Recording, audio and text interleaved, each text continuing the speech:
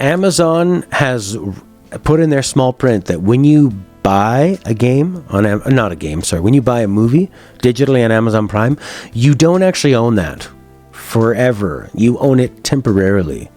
And they go, oh, it's in our small print, and just because you don't read it is not our fault.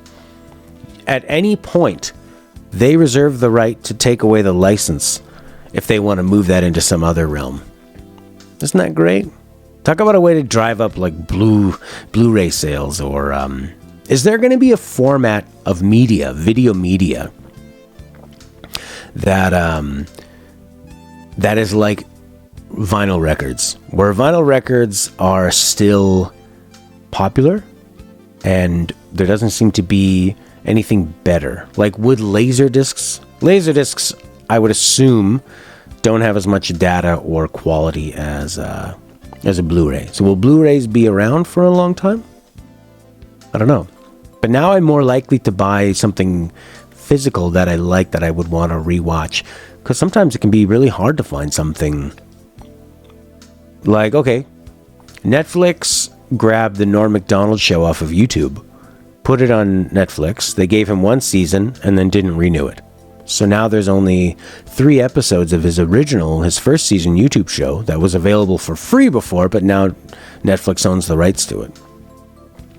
So if I want to go back to that stuff, I have to find audio rips of it, or go to like Daily Motion, or, like Archive or something.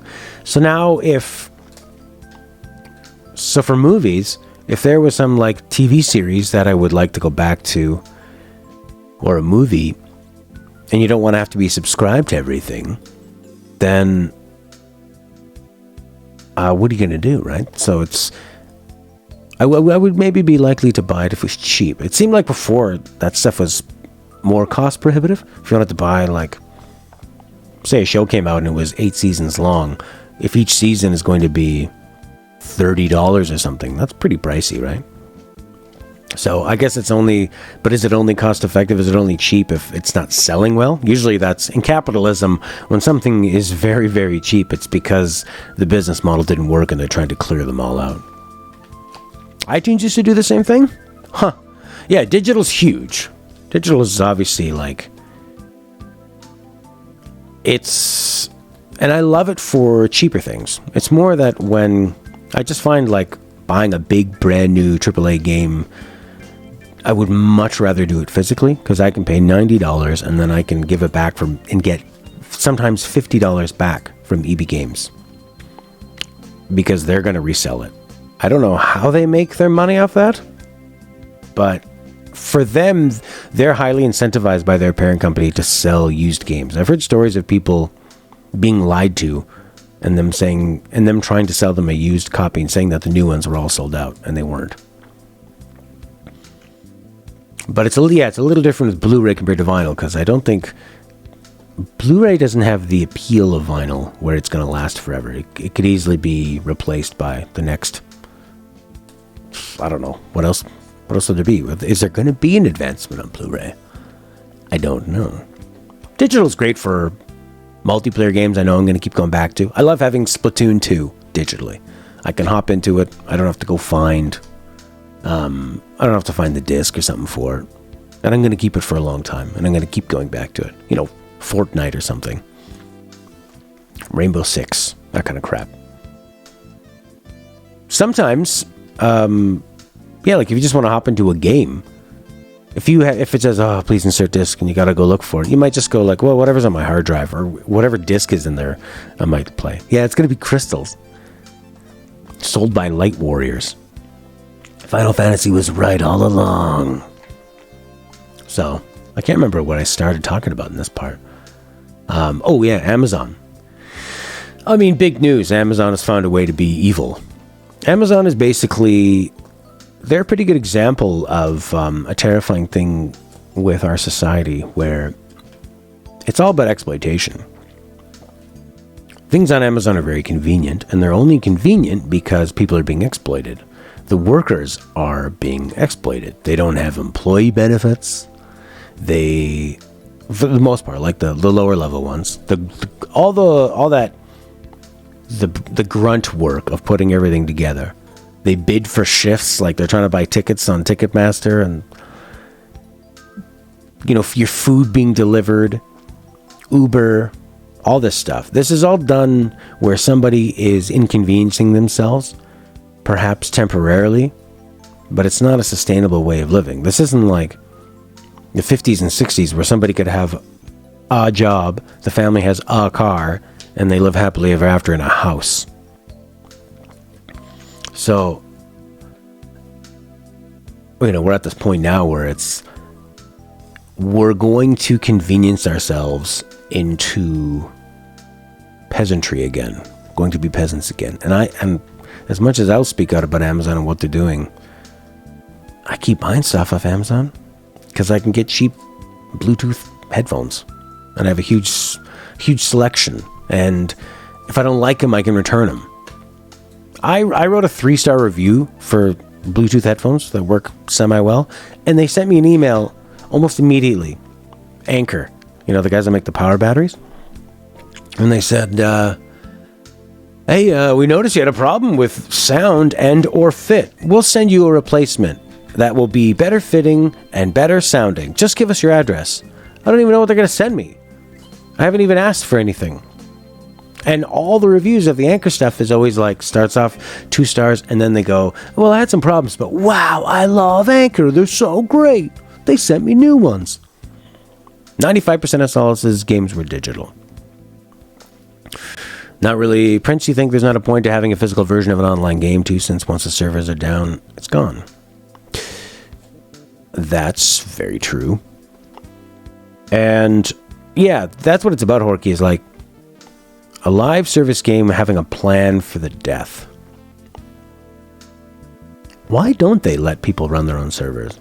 When I think of most online games, I don't like playing online games because everybody is so good that you play that it's not that fun. Whereas if I was just playing with my friends, that could be a lot more fun. If I could play, and I think you can do this now, but the last time I tried, you couldn't. Fortnite with just you guys. If I could get 5 to 20 to 30 of your friends and you can play Fortnite, that'd be great, and not against everybody else. Oh yeah, installing 5 discs of games on PC? Yeah, that was crazy. That seemed to die out, in Xbox 360 when they were having the double discs? Yeah, they're going to send me a battery that'll blow up my face. Battery acid. Yeah, well, it's like a slow process to keep shifting, but that's why you need to have competition, right? You need to have consoles with Microsoft, Sony. There's only really 2 of those standard consoles. Nintendo's doing their own thing, but still overlapping in some ways, which is pretty smart. And then now you've got this new contender of streaming cloud gaming, which is pretty interesting, that you can now have. You don't have to build a PC. You don't have to keep up with the best PCs. You just pay a subscription, and you get the best possible PC graphics. So if you don't have a use for having a really powerful PC, you're not also a photographer, or you're not also a a video editor or something that would need a computer for rendering. You can just have a good internet connection and you can play on your bloody Android phone, or you can play a Chromebook or something. That's crazy. The thing I wonder about its sustainability, though, or its viability to customers, is that you have to appeal to a customer on several different levels. So the people that would stream a game over the cloud, it means that they're not going to have a really powerful PC, and they would think that this is going to be better. But people that don't have a powerful PC are probably not going to know about streaming gaming and cloud computing. So you're kind of preaching to the wrong crowd.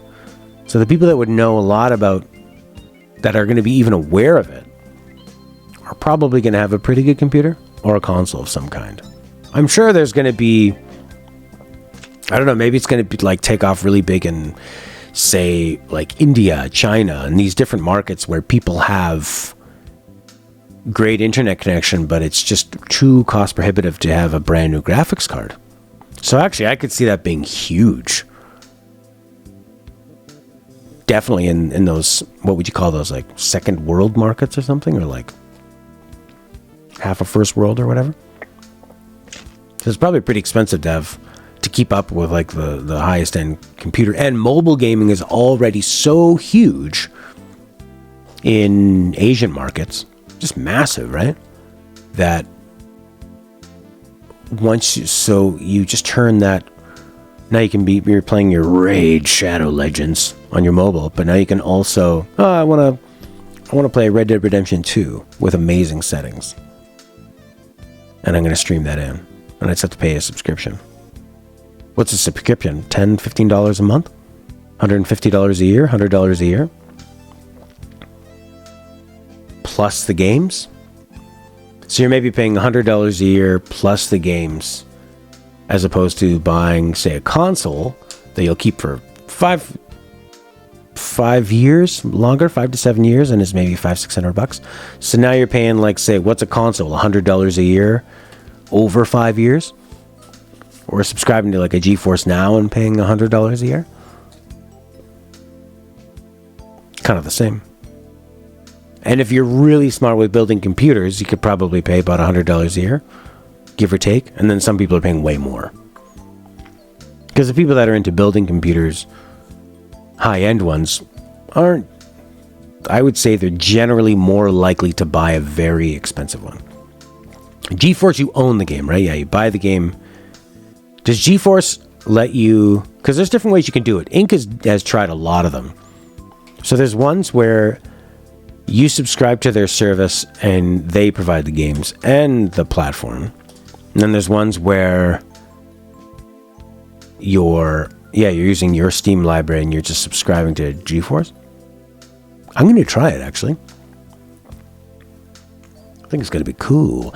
Because then instead of me having to hook up my other computer and then record it on this computer, I could just stream it here and not even have... Because I don't even really have a video. I have like the most basic video card in here, but I have a good processor. And I could stream it here and record the gameplay. So, pretty exciting.